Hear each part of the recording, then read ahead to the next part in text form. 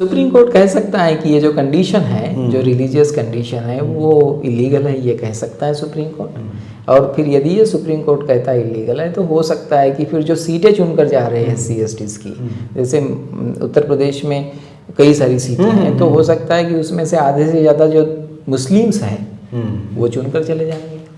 तो जो दलित ओपिनियन है पर्टिकुलरली, फिर वो दलित के नाम पे कोई और चला जाएगा।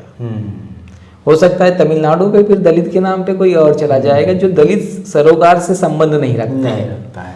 ठीक है, तो उसका जो एक सीरियस इम्प्लीकेशंस होगा दलित राइट्स के प्रोटेक्शन, जो SC राइट्स जो कॉन्स्टिट्यूशन में दिए गए, उसको वो सीरियसली प्रेजुडाइज करेगा। सोशल जस्टिस की लड़ाई को कितना इम्पैक्ट करेगा? बहुत बड़े पैमाने पर, क्योंकि आप देखेंगे कि जो क्रिश्चियंस लोग हैं, जो क्रिश्चियंस हुए हैं, उनके पास एक best of the best infrastructure है इस देश में। मतलब दिल्ली में ही आप देखेंगे तो क्रिश्चियंस की ऐसी लीडिंग। आज भारत में जो माहौल है उसमें रिजर्वेशन लेने वाले लोग सभी समाजों के दुश्मन बन बैठे हैं। तमाम लोगों का मानना है कि देश में जो भी बुराइयां हैं, सरकारी सिस्टम में जो भी कमियां हैं, उसकी वजह कहीं ना कहीं रिजर्वेशन है। और इसी को लेके लंबे वक्त से रिजर्वेशन पे तमाम हमले हो रहे हैं। रिजर्वेशन को खत्म करने की वकालत होती जा रही है। जो भारत का सिस्टम है, जो संवैधानिक ढांचा है, उसमें SC और ST यानी उन लोगों को जो अनुसूचित जाति और जनजाति से ताल्लुक रखते हैं और खुद को हिंदू धर्म के भीतर दिखाते हैं, उनके लिए रिजर्वेशन की व्यवस्था है। बाबा साहब डॉक्टर अम्बेडकर ने जब 1956 में बुद्धिज्म ग्रहण किया तो तमाम लोग जो अनुसूचित जाति जनजाति के लोग थे वो बुद्धिस्ट बन गए। जो दलित बुद्धिस्ट थे उनको, नौ बुद्धिस्ट थे, उनको भी रिजर्वेशन मिलने लगा। इसमें अब दलित क्रिश्चियन और दलित मुस्लिम्स को शामिल करने की वकालत शुरू हो गई है। सरकार ने कमेटी भी बनाई थी, उसकी रिपोर्ट संभवतः आ गई है और सरकार के पास पहुंच गई है और यह मामला सुप्रीम कोर्ट के सामने आने वाला है। हमारे साथ हैं सुप्रीम कोर्ट के सीनियर एडवोकेट नितिन मेश्राम जी। नितिन जी, ये मामला मैंने सुना है कि सुप्रीम कोर्ट में लग गया है जी डेट में, तो क्या है ये इशू? सुप्रीम कोर्ट में कुछ लोग गए हैं, मुस्लिम्स एंड क्रिश्चियंस। उनका कहना ये है कि जो SC/ST का जो लिस्ट बना हुआ है आर्टिकल 341 में, उस लिस्ट में लिमिटेशन है कि यदि आप SC है और यदि आप हिंदू, सिख या बौद्ध धर्म को अपनाते हैं। बौद्ध धर्म 1990 में डाला गया, 1956 में सिख धर्म डाला गया। शुरुआत में सिर्फ हिंदू धर्म था। तो इन तीनों धर्म को यदि आप वहाँ उसका प्रोफेस करते हैं, ये जो 3 धर्म है, 3 धर्म के बाहर कोई दलित समुदाय का व्यक्ति है, चाहे उसका जाति का नाम उस लिस्ट में हो, उसके दूसरे जो रिश्तेदार हैं वो उसके दूसरे रिश्तेदार चाहे हो सकता है वो SC लिस्ट में हो, SC हो, लेकिन यदि ये धर्म परिवर्तन करके किसी और धर्म में चले जाता है, जैसे कल को जाके बहाई धर्म बन जाता है, तो बहाई को नहीं मिलेगा। तो इस तरह का जो वहाँ प्रोविज़न है, उस प्रोविज़न को उन्होंने चैलेंज किया है और उनका कहना है कि इस तरह का कोई प्रावधान संविधान के आर्टिकल 341 में नहीं है और जिसके तहत जो है आपने जो मतलब वो तो लिस्ट बाबा साहब कानून मंत्री थे उसी समय बनाया गया और बल्कि उसके पहले भी जो है 1936 में UK पार्लियामेंट ने वो लिस्ट बनाया था। कानून वहाँ जो राजा था उसने वो उसके ऊपर साइन किया था। तो वहाँ पे भी जो है वहाँ सिर्फ हिंदू धर्म और वहाँ एक्सप्रेसली क्रिश्चियंस लोगों को एक्सक्लूड किया गया था। बल्कि जब जनगणना हुई थी 1931 में तो वहाँ एक्सटीरियर जातियाँ मतलब जो आज की SC जातियाँ हैं उसमें स्पेसिफिकली उन्होंने कहा था कि हम इसमें मुस्लिम में जो कन्वर्ट हुए हैं उनको नहीं ले रहे हैं। तो जो 1931 में कहा कि हम मुस्लिम को नहीं ले रहे हैं और 1936 में कहा कि हम लोग इसमें जो है क्रिश्चियंस को नहीं ले रहे हैं। तो क्रिश्चियंस एंड मुस्लिम्स 1931 और 1936 से ही वहाँ लिस्ट से आउट है, कभी भी उस लिस्ट में वो नहीं रहे। आज मतलब एक लगभग 90 साल के ऊपर का पीरियड हो चुका है, वो उस लिस्ट में कभी भी नहीं है। और वही चीज़ जो है जब संविधान बना तो संविधान बनने के पहले ही जुलाई 1947 में ही इसका सेटलमेंट हुआ। उसका सेटलमेंट जब हुआ तो 1936 में जो लिस्ट थी उसी लिस्ट को इन्होंने संविधान की सूची में डाल दिया था। उस समय article I think most likely article 326 रहा होगा। तो उसमें उन्होंने उसका डेफिनेशन में बता दिया कि हम लोग जो है उसमें नहीं डाल रहे हैं उसको। तो डेफिनेटली जो क्रिश्चियंस है और मुस्लिम्स है वो कभी भी उस लिस्ट में नहीं रहे। लेकिन संविधान की जब आर्टिकल 341 लिखी गई तो वो धार्मिक मामला एसटी के लिए भी नहीं है, वो लिखा नहीं गया है। वो कॉन्स्टिट्यूएंट असेंबली के एग्रीड प्रिंसिपल्स पर था। और फिर जब प्रेसिडेंट ने इस तरह का जो लिस्ट लाया तो लिस्ट लाने के बाद वहाँ धर्म की पाबंदी लगा दी। तो धर्म की पाबंदी लगाने की वजह से ये लोगों का कहना है कि ये पाबंदी प्रेसिडेंट नहीं लगा सकते, लेकिन उसका हिस्टोरिकल कंटेक्स्ट वो इग्नोर कर रहे हैं। इनफैक्ट वहाँ सिख भी नहीं थे। लेकिन आप देखेंगे कि हिंदू धर्म की जो डेफिनेशन संविधान की आर्टिकल 25 ने दिया है, संविधान की आर्टिकल 25 क्लास 2 एक्सप्लेनेशन 2 में उसकी डेफिनेशन है। उसमें कहा है कि Hindu includes Sikhs and Buddhist. Okay, Sikhs, Buddhist and Jain भी उसमें डाला है उन्होंने। तो ये जो इंडिजिनियस रिलीजन है जो इंडिया में इमर्ज हुए हैं, इंडियन सॉइल पर इमर्ज हुए हैं, उसी को उसमें रखा गया है उस डेफिनेशन में। अभी इस्लाम और क्रिश्चियनिटी जो है वो उसके बाहर होना क्या, चर्चा क्या है? चर्चा ये है कि जब आर्टिकल 341 इस तरह का कोई प्रोहिबिशन नहीं लगाता है तो प्रेसिडेंट ने जो एक ये लाया है, जो ऑर्डर लाया है 1950 का कॉन्स्टिट्यूशन शेड्यूल कास्ट ऑर्डर 1950, उसमें उस तरह का आप कंडीशन पैरा 3 में है कि आप इस धर्म के बाहर यदि हैं तो आपको वो रिकग्निशन नहीं मिलेगा। अच्छा, तो क्या इससे जो क्रिश्चियंस हैं, दलित क्रिश्चियंस, दलित मुस्लिम्स, उनको रिजर्वेशन मिल सकता है? संविधान क्या कहता है? संविधान नहीं कहता है। संविधान इनफैक्ट संविधान का जो फॉर्मेशन, संविधान तो कोई आलाफ सिडन 1950 में नहीं बना। संविधान का निर्माण 1919 से शुरू हुआ इस देश में, और ब्रिटिश जो शासन था वो संविधान इस देश में स्थापित कर रहा था। तो उसी प्रक्रिया में जो है 1935 का कानून आया। 1935 के कानून में जो कहा है कि एससीज कौन होगी उसकी एक लिस्ट जो है वहाँ पार्लियामेंट और फिर राजा के साइन से वो लिस्ट पब्लिश होगी।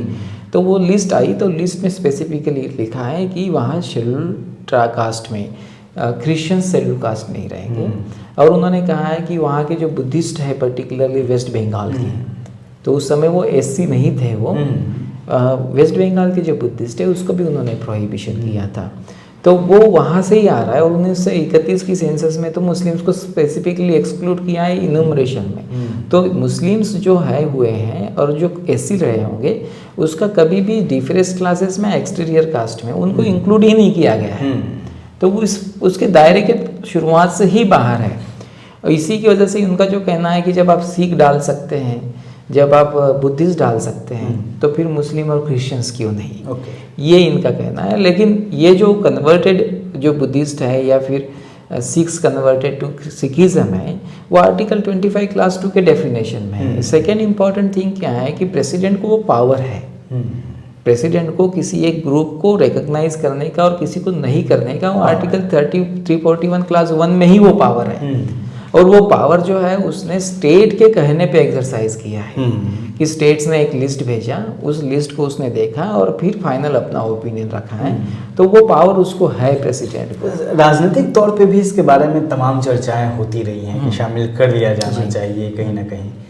क्या राजनीतिक मंशा हो सकती है? राजनीतिक फायदे नुकसान क्या है? देखिए, सबसे इम्पॉर्टेंट चीज़ है कि जो क्रिश्चियंस दलित हैं और क्रिश्चियंस मुस्लिम्स दलित हैं, इन लोगों का जो सोशल ओपिनियन है, इनका रिलीजियस जो ओपिनियन है, वो ओपिनियन सरकारी सर्विसेज में कुछ फ़ायदा मिले इसके लिए नहीं है। उनके पास सबसे ज़्यादा एजुकेशन इंस्टीट्यूशन से पर्टिकुलरली आप देखेंगे तो क्रिश्चियंस के पास। तो यदि आप दलित क्रिश्चियंस है तो you will get a well off education, एकदम best of the best education दिखेगा। और आप देख भी रहे हैं।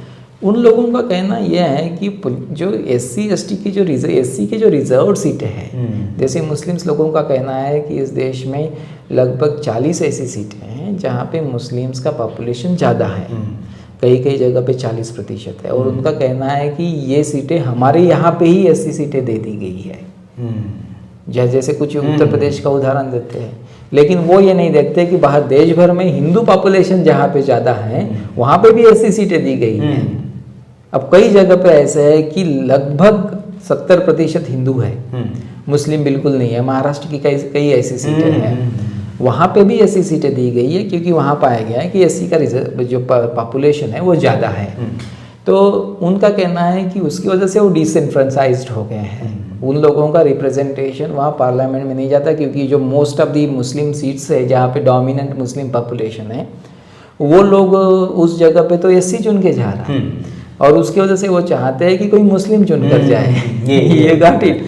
तो सुप्रीम कोर्ट इसमें आखिरी तौर पर क्या कर सकता है ज़्यादा से ज़्यादा? सुप्रीम कोर्ट कह सकता है कि ये जो कंडीशन है, जो रिलीजियस कंडीशन है वो इलीगल है, ये कह सकता है सुप्रीम कोर्ट। और फिर यदि ये सुप्रीम कोर्ट कहता है इलीगल है तो हो सकता है कि फिर जो सीटें चुनकर जा रहे हैं SC/STs की, जैसे उत्तर प्रदेश में कई सारी सीटें हैं, तो हो सकता है कि उसमें से आधे से ज़्यादा जो मुस्लिम्स हैं वो चुनकर चले जाएंगे। तो जो दलित ओपिनियन है पर्टिकुलरली, फिर वो दलित के नाम पे कोई और चला जाएगा। हो सकता है तमिलनाडु पे फिर दलित के नाम पे कोई और चला जाएगा जो दलित सरोकार से संबंध नहीं रखता है। ठीक है, तो उसका जो एक सीरियस इम्प्लीकेशंस होगा दलित राइट्स के प्रोटेक्शन, जो SC राइट्स जो कॉन्स्टिट्यूशन में दिए गए उसको वो सीरियसली प्रेजुडाइज करेगा। सोशल जस्टिस की लड़ाई को कितना इम्पैक्ट करेगा? बहुत बड़े पैमाने पर, क्योंकि आप देखेंगे कि जो क्रिश्चियंस लोग हैं, जो क्रिश्चियंस हुए हैं, उनके पास एक best of the best infrastructure है इस देश में।